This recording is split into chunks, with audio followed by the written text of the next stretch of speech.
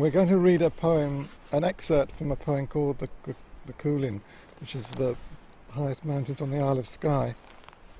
It talks about the land issues and the political situation on Skye and on Rasay, where people were moved off from fertile lands by landlords seeking to make way for sheep farms and for other profitable enterprises like shooting estates.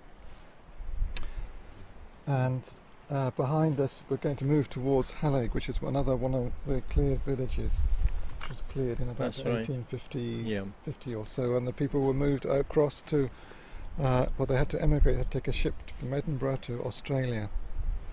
And in total in Rasay I think there were about 14 families were removed, about 1,000 people were removed in total from the islands.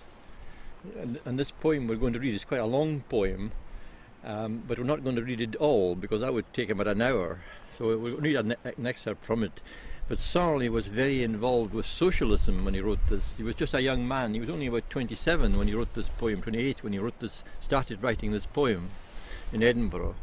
And he was full of anger about the clearances, and it talks in the poem itself. It talks about the Clio of history. Now, Clio was the muse of history, and he talks about what's happening in Skye. He talks about what's happening in Europe as well, and in different parts of the world. So it's quite a political poem, a highly political poem, and we're going to read a bit which mentions a lot of the landlords which were in this area who cleared the people.